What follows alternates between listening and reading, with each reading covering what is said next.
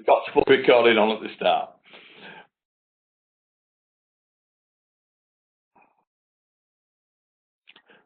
Okay, what is it, right? So it's quite wide, in fact.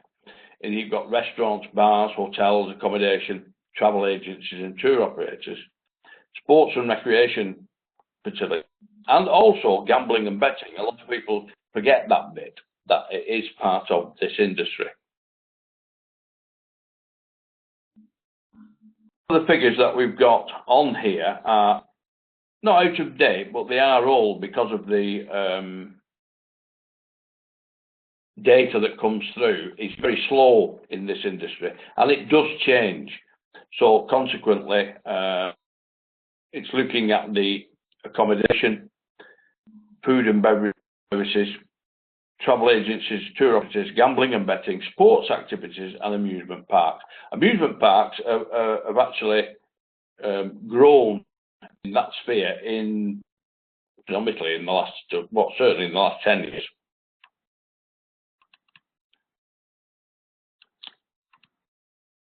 Many of them have subsectors.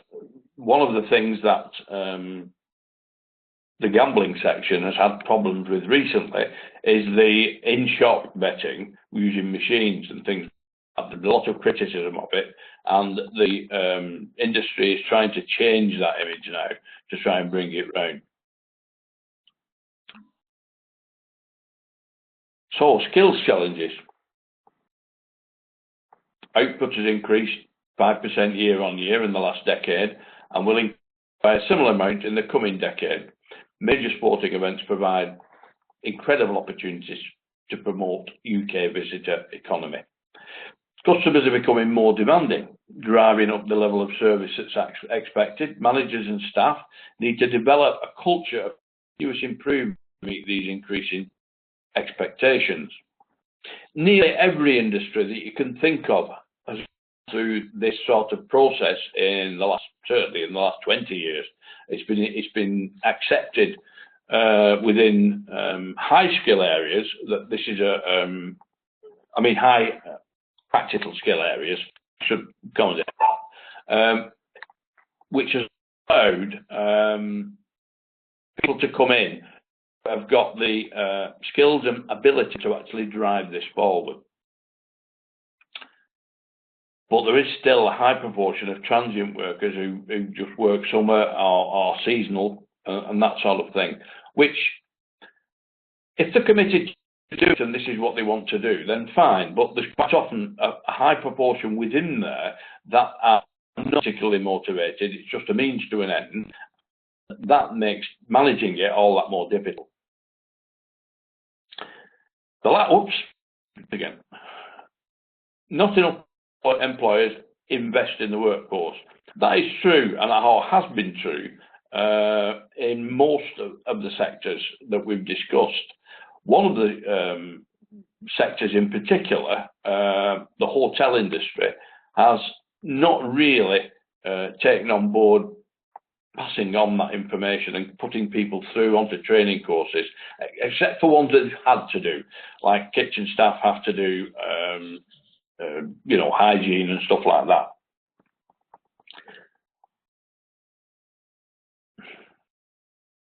Tourism is an important part of the economy. It's 62 billion in 2010. So, all right, this is now probably, 15, 16 years old in terms of data, but it's showing that increase all the time. It's 5% of the whole gross domestic product of the country. So it's important that it does continue to grow and employ people. So it employs around about 2.5 million people. Half work in restaurants and bars, while a fifth work in sports. Over a third of workers are under 25, compared to average costs across all sectors of 13%. Now that's a big difference. I mean, you're looking at 33% against 13, and that is part of the it's mentioned there transient. A lot of them are students that are off for the summer and looking for work to provide their upkeep in that time. the proportion of micro or very small operators is very high. I mean, there's still quite a lot of high travel shops, which are just run by one sort of person, and that's his business.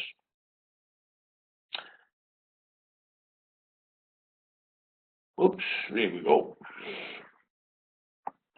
2011, British residents took 58.4 holidays, spending £13 billion. What's money?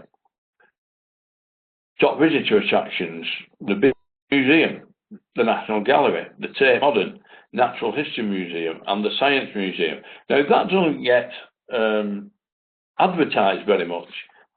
Most of the people will say, oh yeah, theme parks, everybody goes to theme parks, Disneyland, Legoland. They do, but not in numbers, obviously, that of the traditional, if I can say that, areas.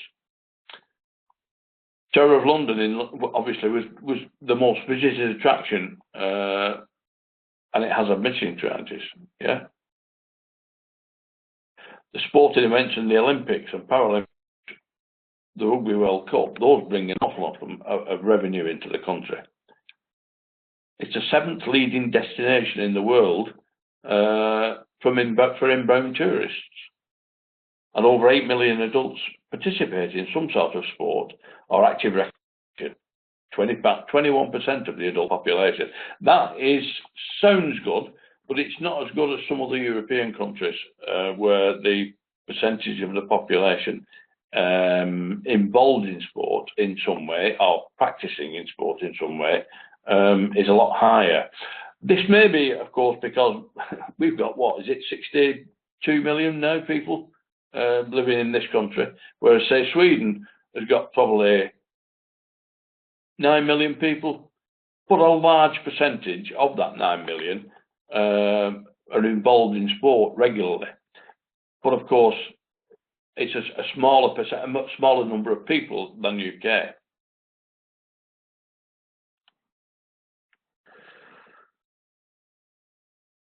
Where could it be tomorrow? UK is a top 5 world destination. We attract even greater share of the international tourism market. More than half the tourism expenditure of UK residents is spent in the UK rather than overseas. That is true nowadays. It was the other way around for quite a long time, but it has now started to run back the other way, and more people are actually holidaying in the UK than they are in Europe, for instance. Capitalises on all the sporting venues that we have on a regular basis.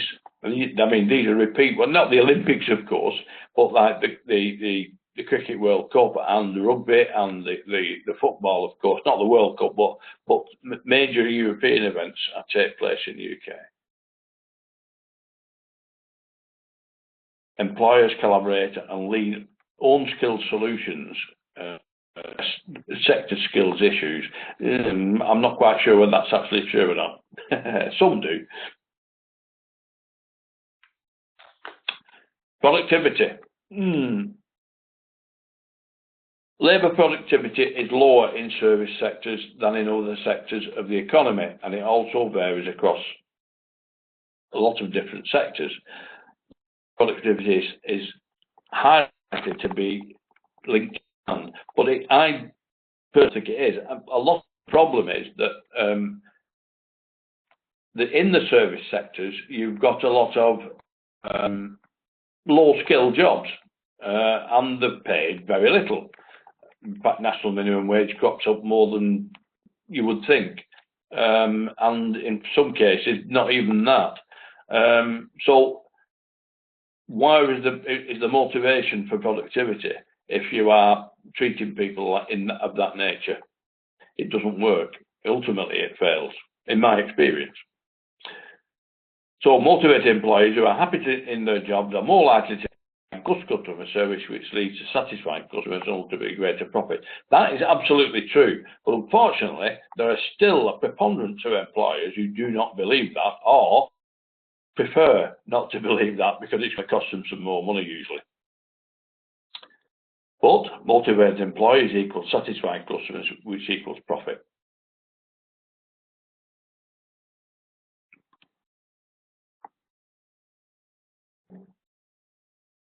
This was much the same thing as the last one, actually. It's looking at business benefits, improved organisational performance, purely on involving and motivating the staff. And it really is the message that a lot of the managers in larger organisations are beginning to get through to some of the people who actually own the businesses. It's we're looking at different things on this one. I'm not going to read it all out, but you can read through this yourself afterwards. Oops, it's jumping about like mad. Back to there. Thank you.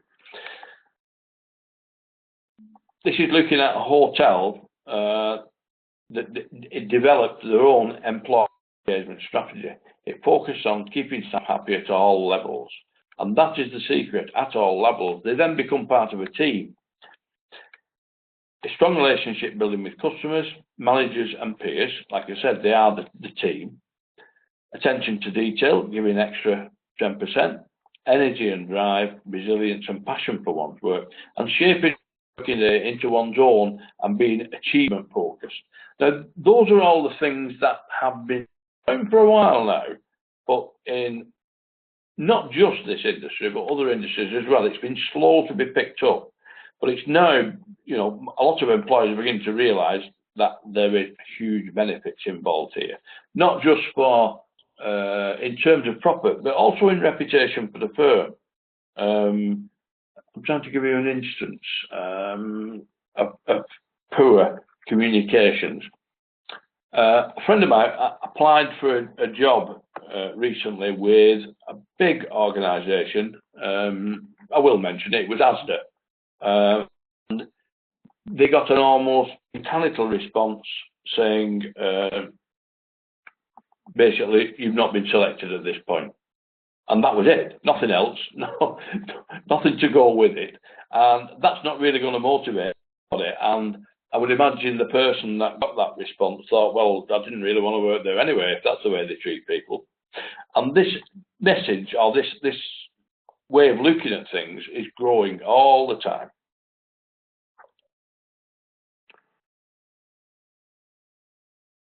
Then this actually runs into the same theme. It's looking at labour turnover.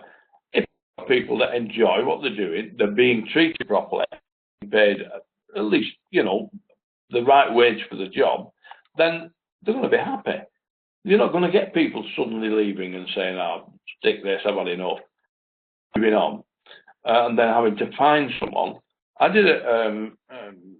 I was an engineer by profession before this, and I did a costing for an engineering company once to show them how much it cost to actually turn over someone and get somebody in with the skills and ability needed to actually produce the same sort of work with the minimum training. And once they saw that figure in black and white, they sort of took a sharp intake of breath and went, wow, right. And they changed their attitude, and they changed the way they dealt with people, and the turnover automatically suddenly turned round. And they stopped losing people. I mean, they were hemorrhaging people nearly every week. It's just not good enough. Let's have you up a bit.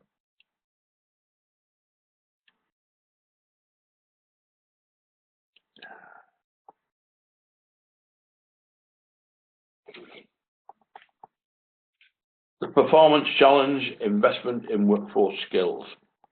The sector has one of the highest training expenditures in employees.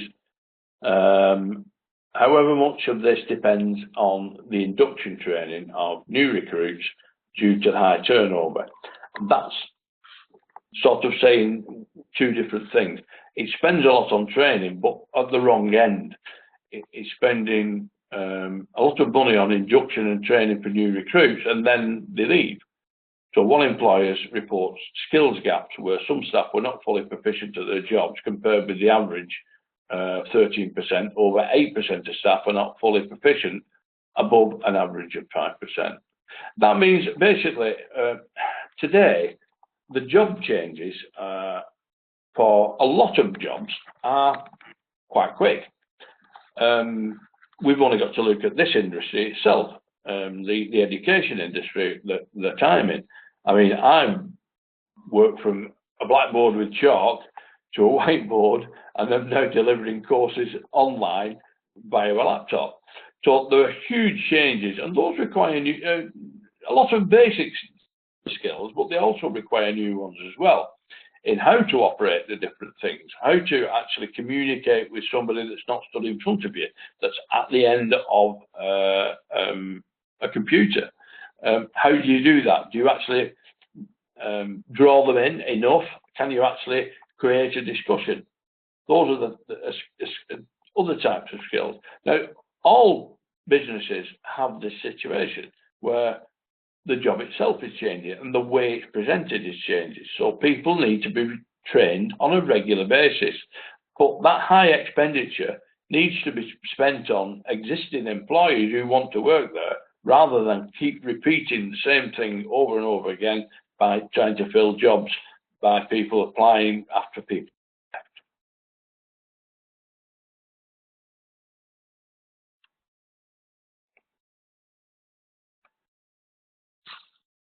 This is a scheme which was brought in many years ago now to sort of mirror the old apprentice scheme, or the old type of apprentice scheme. And the travel industry actually did quite a bit of this, and it's looking at people, bringing people in as an apprentice and taking them through to management level, if that's what they want to do. Now, this worked well for a while, but obviously governments and things move in and do things, and from the employer having to make a pledge to take on an apprentice, they now have to pay a premium. So that actually drops it down and puts another, or how shall I say, it removes the benefit by putting a cost on it, which again weakens the benefit.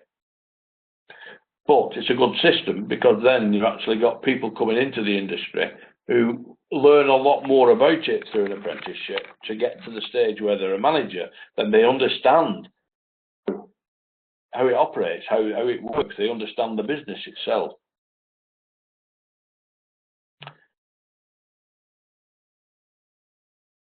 So, growth skills.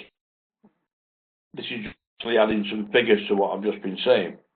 So there's an investment of 29 million went in 2012-13 to give a priority on employer commitment and investment to apprenticeships, creation of employer networks, professional standards, high performance and work practices, incorporating people development. The investment people program we've been around for a long time, but it's still quite impressive as far as employers concerned. If they want to get that, they will do it, because they can see the value of it. That is actually pointing out where it's going. Yeah, where the benefits will accrue from that. That a fully trained workforce can increase our organisational productivity as much as 24%. These figures are collected from the data produced by some of the larger companies, and it doesn't probably represent the whole of the sector. But it's a pointer.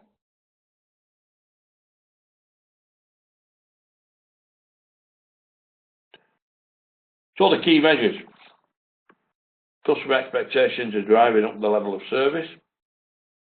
The sector needs to address its low productivity. It's increasing employee engagement, employee turnover, and invest effectively in skills.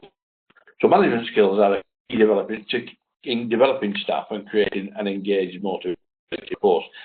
We've all at some time worked for a manager that is has been put in a position without any particular management training, and it shows because a lot of the time managers are trained in many different skills, but one of the most important skills, and it doesn't matter which industry you're in, is people skills, people management skills, I should say.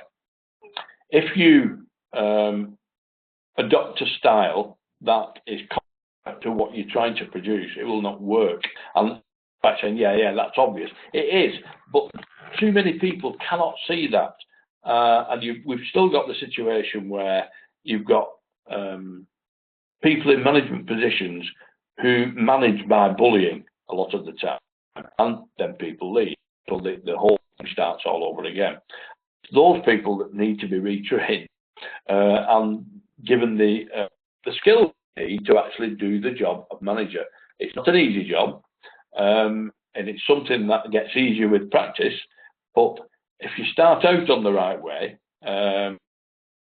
where you learn to attack a challenge and find out the best means of a solution, is to be a flexible person and to listen as well as actually giving instructions. So that is one of the key messages I would give to any would-be manager. I will close that down now. Another one. Not that one. It's the other one.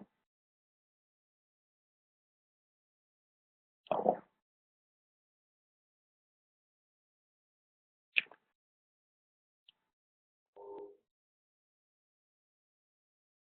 Proverb: you don't take control of your head, you'll always end up somewhere you don't want to be. It's just the same. It's the old, if you don't plan, if you fail to plan to fail. They all mean the same sort of thing. You need to plan and organise. This is what you need to do on a regular basis. You can design, create and build the most wonderful place in the world, but it takes the people you employ to become reality. Coming back to what I said, people management is one of the biggest skills that any manager will need to build and actually maintain, because they change. Everybody's different. Everybody you will manage is different, and you've got to be able to actually micromanage people.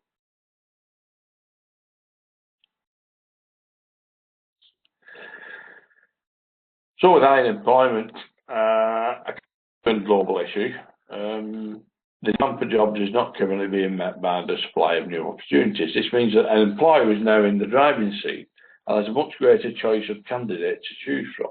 Average of 16 applicants per job advertised. That has actually gone up now since this was put out. It's more like 25 now. For every job advertised, there are approximately 25 applicants. So employers have higher expectations, standards they expect from potential candidates. So you need to stand out from the crowd when they're applying for a job. It's survival of the fittest. There are lots of tricks that I've worked out with different companies over the years. One of the ones was looking at the interview style and looking at what they thought were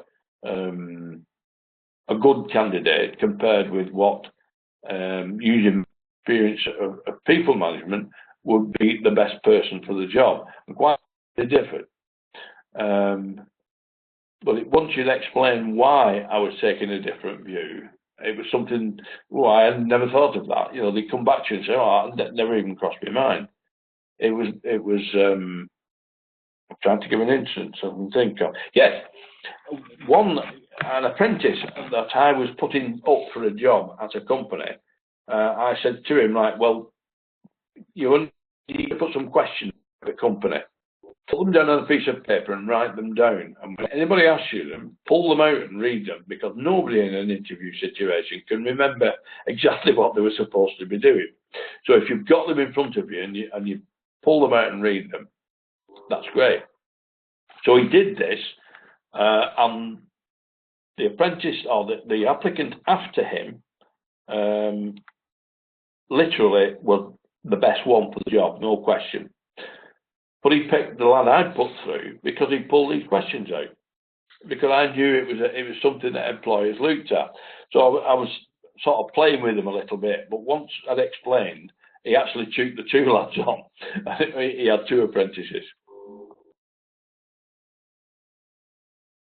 Times you've gone back and used a company again, how many people have you told about your experience? Have you ever thought of what it makes and what makes a company stand out? One of the things I can just mention to you about a big firm like ATHE, not using the best communication methods for telling people they haven't been successful. Things like that may seem small, but they're more than just the attitude. It's the reputation of the company, because people will say, "Oh, I won't apply there, there's that and the other." But you've got to make sure what your company's doing as well.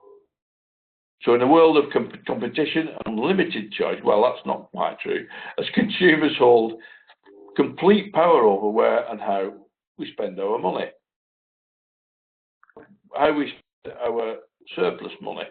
Most of us have commitments that we need to cover as well. So what influences our choice? Cost, yes, definitely.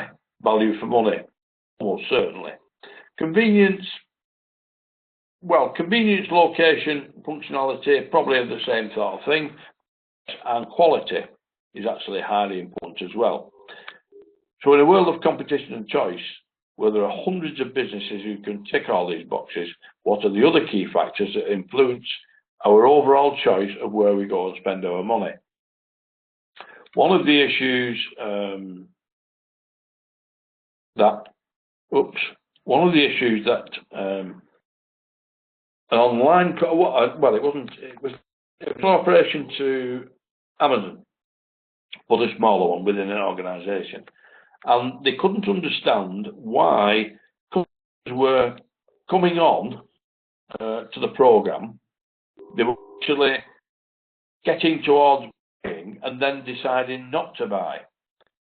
So they had to do a complete investigation. Was it the website? Was it the way it was put? Was it the use, the way the operator could get around the website, or what was it? And it took them quite a while to discover that the system they had built wasn't that user friendly, and people were at the stage where they weren't sure what they were doing to the decision to buy, and therefore didn't.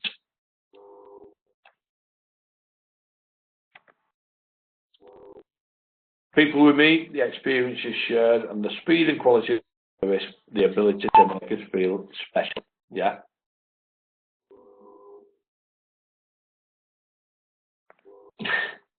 Someone calling them customer services say they want something called service. Yeah, we've heard that one before. This section, this is mainly about the management process of how it's organised and how it's set up. Have you got any comments you want to make on that? Hello? Anybody there? Hello?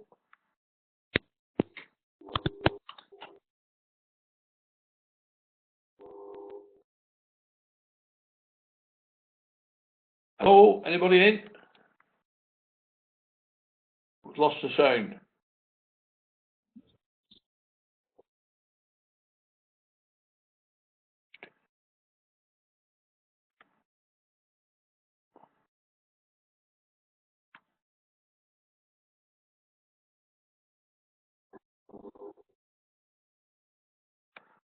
So, finding the right job. All sounds great in theory.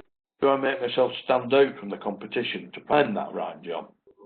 Or the 5-step rule? What kind of role am I interested in doing? What are my career goals? Are these goals realistic?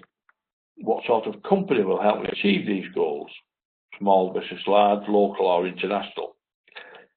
Do I have a clear expectation of what I want from my next job and from my employer? If you look at what we did earlier, and it looked at your particular skills, and this is why you did a SWOT analysis and also your learning styles as well, because that makes you think about what roles you're interested in and how you're actually going to achieve those. So you put a personal development plan together, and that will answer some of these 5 questions. Moving on.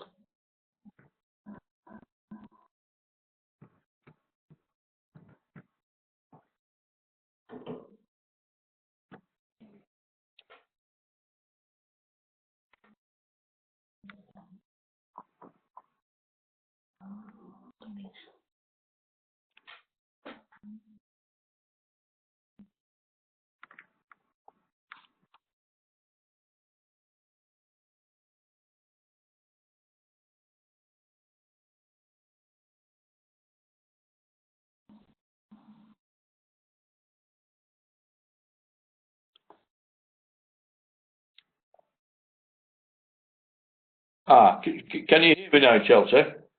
I can hear you, yes. Fine, okay.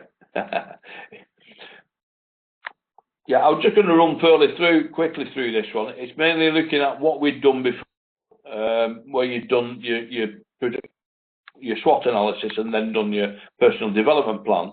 This leads into this, looking at researching what you want to do. Any business, reputation is the key to success. Most businesses don't mind telling you what they're good at doing. Some simple things need to be considered when looking for a potential employer. How long they've been in business. That isn't always a real pointer, because some term businesses grow very quickly and are very forward and are really good to work for. I've moved jobs fairly regularly over the years. I roughly about every 2 years I changed and went and did something else. And some of the small, the newer businesses that I work for were exceptional. Do they conform to industry standards? Have they won any awards? What do other people say about them? How do they promote themselves? And this comes back to, like I said before, the way they deal with people and the way they interact with people, the communications methods are all important, because that gives you a signal as to what they're actually like. What are their aims and mission statement? Does this fit in with your ecology? And are you able to visit the company before you apply for a job? Now I would always recommend that, or certainly most firms have got an internet presence now, to go onto the internet and go onto their website and have a look around. Yeah.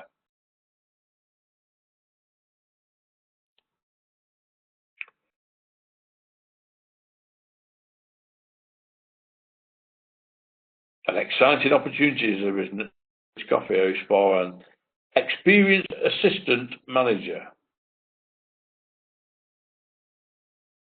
It's an international catering group. It's the fastest growing coffee shop chain. Expansion is what it's doing. These are attracting people. Yeah, they're looking for somebody with experience. It's a big organisation. It's very fast growing and it's expanding. Assisting the manager in developing a team, performance management processes, prepared and served, security. All the ones in red are actually making the point of what they're trying to do. The writing in the background is fodder. It just feeds into it. But these are the important parts or things to look for when applying for a job. Yeah. What's involved in it? Where are they going? Where will they take me? What will I get out of it? As well as what they will get out of it from your end. Excellent develop opportunities, passion, energy, commitment. All these things are pointers, if you like, to what it will be actually like working for that firm. Chelsea, you've got.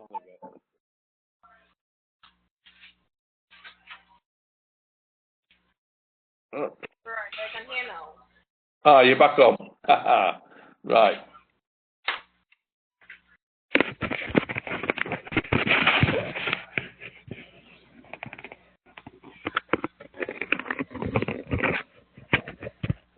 So, organisation, is it a leading player?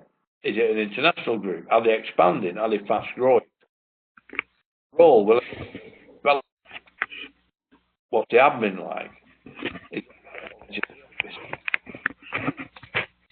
They're what requirement from you: passion, experience, energy, and commitment.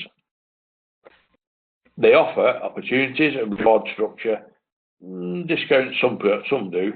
The one I was just talking about, ASDA, of course, they give, I think it's 10% across the board to all the work when buying stuff from the company themselves. Is there any incentive pay? What it is like? So those are the things that most people will look at when they're applying for a job. Oops, I've done that on there.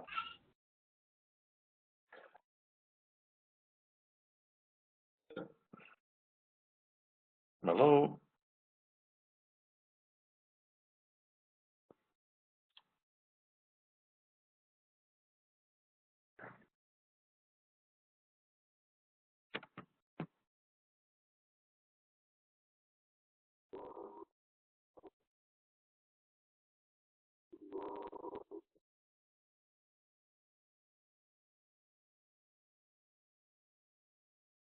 Hi again.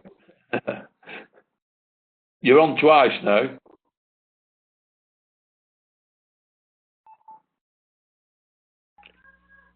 So what employers want are people persons. Like I said before, people management. Someone's approachable with good communications, team working, enthusiastic, self-motivated, positive attitude, initiative, good quality service, honest, can-do attitude, and flexible. Those are all right. I mean, that's what employers want. But then the employers themselves have got to look at what they're going to give for that.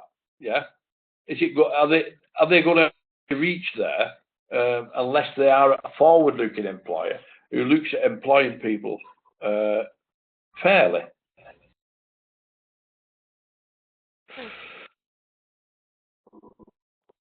Dear Captain, my name is Nicola. I am 8 years old. This is my first flight and I'm scared. I like to watch the clouds go by. My mum says the crew is very nice. I think your plane is good. Thanks for a nice flight.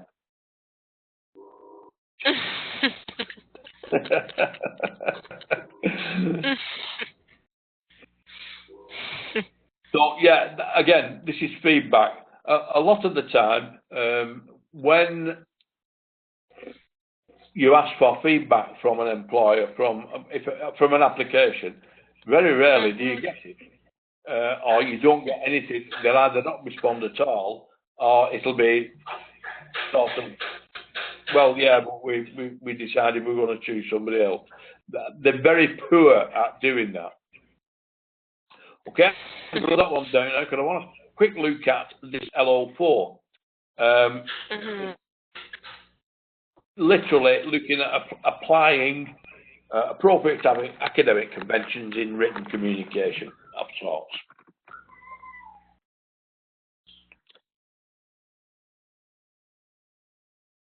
So communication business is happening all the time.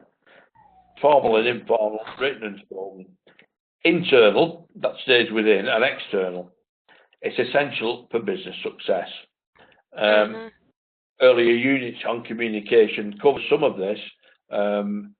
So the importance of internal communication is obvious, but it needs to be emphasised because it looks at how sales must agree delivery dates, finance has got to know what's been sold, sales staff must know credit limits, customer service must know about problems and delays, and HR must know about training requirements and how to keep people.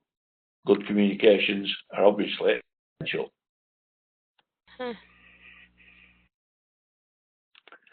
Yep. Used internally and externally, you've got telephone, face-to-face meetings, telephone conference, by video link, video conferencing, internet video link. This is similar to what we're doing. We use a platform, but like I say, you could be, you know, a million miles away.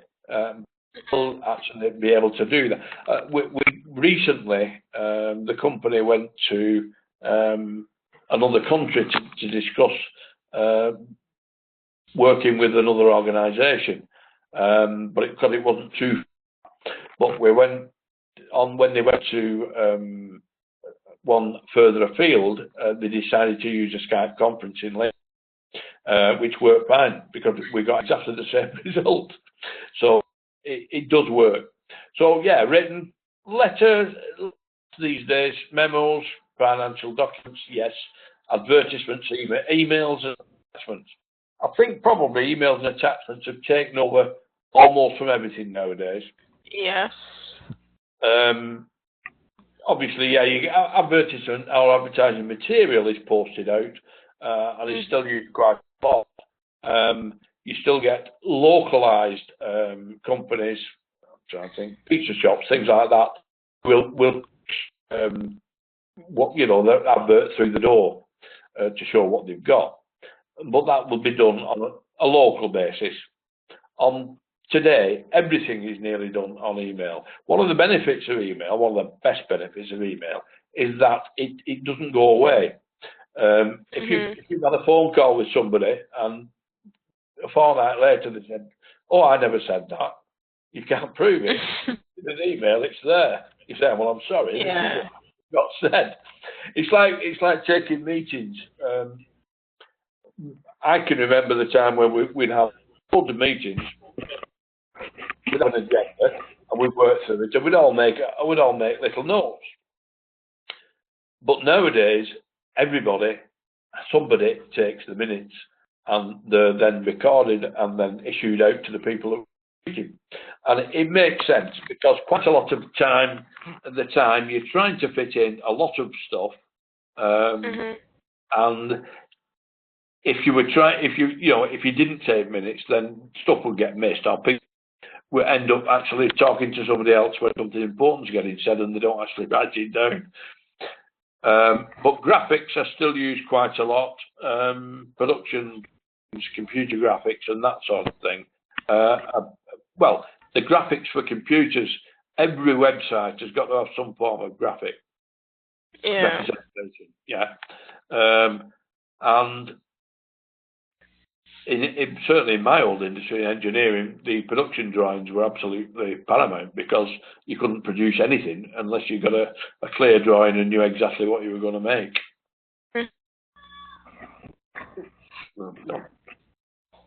We're on that one. Choosing the most appropriate method. Again, this is really, really important. You've gone again. Oh, you're back. I thought I'd lost you again then. Again, choosing the most important method is obviously just as important, or the reason why you need to send it. Who is the recipient? What technology is available? How urgent the message is? Career opportunity. Sometimes a phone call is absolutely necessary because you need to make the point and get a response immediately. Email is great, but it depends on somebody picking that up. quite often I send emails out to students at midnight because I happen to be in a position to. But again, that's not always the case. Again, if the message is very complex, it would need to be written. But again, email is written. And again, whether instant feedback's needed, like I said, in that case, obviously a phone call will be the thing to do. Yeah. Oops. You can use video if a person's some distance away. This is, again, it's only reiterating what we've said. Again, travel costs will be saved. When I think what it costs us to do that short journey and what it would have cost us to do the other one, there's no question involved. Yeah. If you can see somebody, always it helps with communication. If you've got the technology, then yeah, use video. One of the things that I find though with video is you have to be careful. It's not so bad on here because you can only see my head and a bit of the rest of me. But I recently did ladies down from London who I had a video conference with, and their body language was different to what was being said. I'll put it that way. So you need to be careful of how you present yourself if you're on a video link. Yes, it's true. Use written if it's important as a permanent record. I just said before, yeah, it gives a permanent record. The information is important, or it may be complex. Again, you can use email or fax. Fax is used a lot less today than it used to be because email basically taken over from it. If non-urgent, write a letter or send. Good writing skills are vital, naturally. So written communications. Apply the basics of good writing. Identify the 3 keys to email writing and identify the 5 C's in business writing. Well, good writing depends on very few things, actually. If you've got a use of language, then it's good. If you've got a use of punctuation, that's very important because today it's even probably, I think, more important than spelling. Spelling matters, obviously, but if you've no punctuation, which is unfortunately I find these days is a big turn off for me anyway, is that it becomes difficult. What I do find is that I have quite a few students whose language English isn't their first language, and they tend to do things like you'll get a whole paragraph full of ands, and we spend some time actually retrieving that before I will put it through. It's very important. Yeah. Oops, come on. So basic report writing or review, what are you trying to accomplish? You're going to give information, or you may be trying to sell a proposal. Know your audience. 1-page reports, anticipate questions, when to laugh. Haha. Jargon and acronyms and emotional words, keep out. It's not really the right thing. People use them, certainly in the education industry. It's full of jargon. And what I try and do is try and keep it out as much as possible. And hopefully I've succeeded in that with some of the material we've put up. Yeah.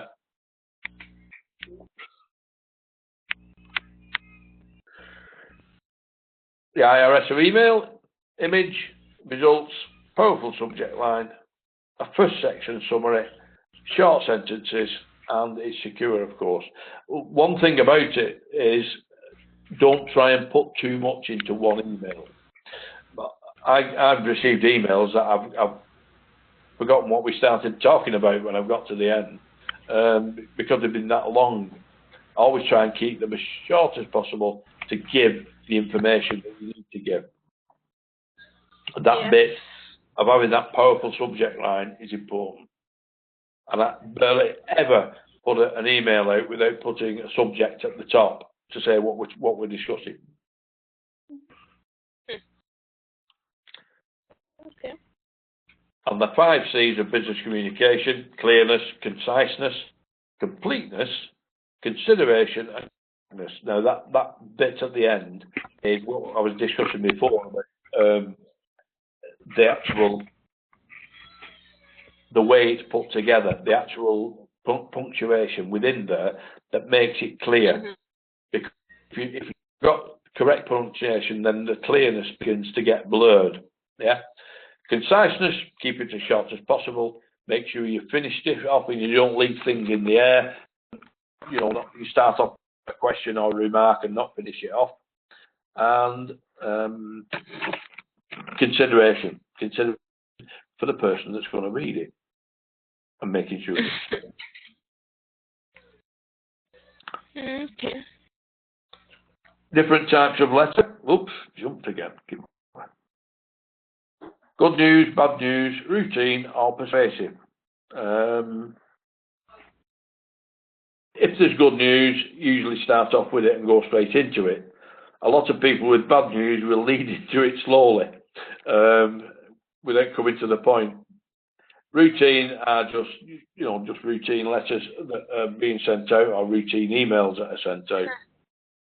This one that's up on here that you can have a look at afterwards, it's an example of a bad one. Basically, that's what it's saying. Persuasive. These are things that you're going to put in that are, well, certainly advertising comes under that section, and the way you actually use language to persuade people to do a particular thing, and it's not quite as easy as it would think. You've got to, sometimes I've written pieces.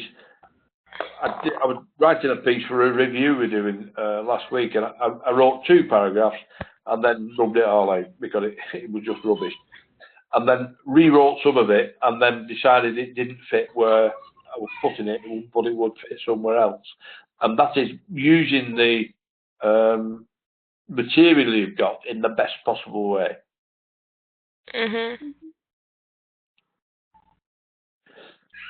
That is the end of that one. Now I'll go back to, where are we?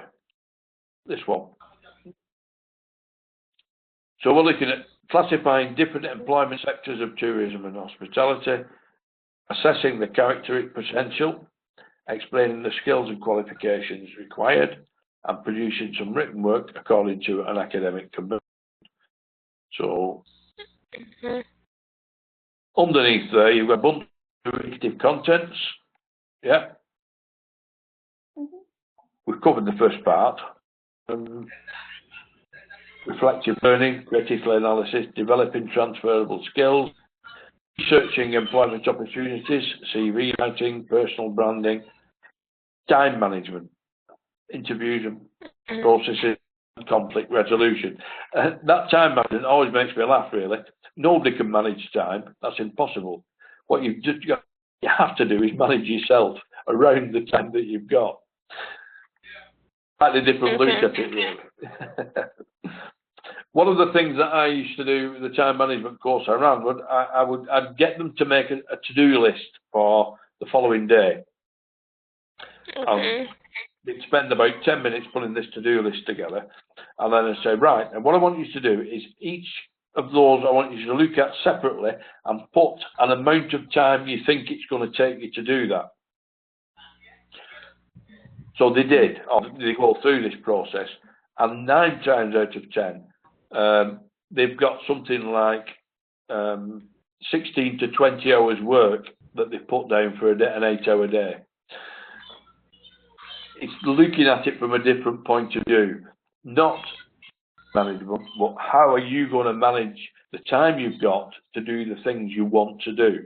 That then makes you prioritise. Yeah. You go, I can leave that one, we'll do this one. And it makes you look at managing the time that you've got, managing yourself, I should say, with the time you've got. There's a reading list on there, some of which is on the, you're managing to get into Moodle, okay? Mm-hmm. Yes. Yeah? Good. In Yep. that case, I will... Have you got any questions for me? No. You think you're going to be able to manage that okay now? Or you've got the email. If you've got any completed work to send in, if you put it into learnerwork@ukversity.co.uk, it'll find the right tutor and it'll come into me. I'll be able to give you some feedback on that. So if you send it in, I will pick it up from there and I'll be able to send you your feedback. Okay. Okay. Have you got any questions for me? Anything else? No, don't think so. Okay. No. In that case, I will thank you for your attention and I will close this meeting. Thank Bye for you. now. Bye. Thank you. Bye. Bye. Bye.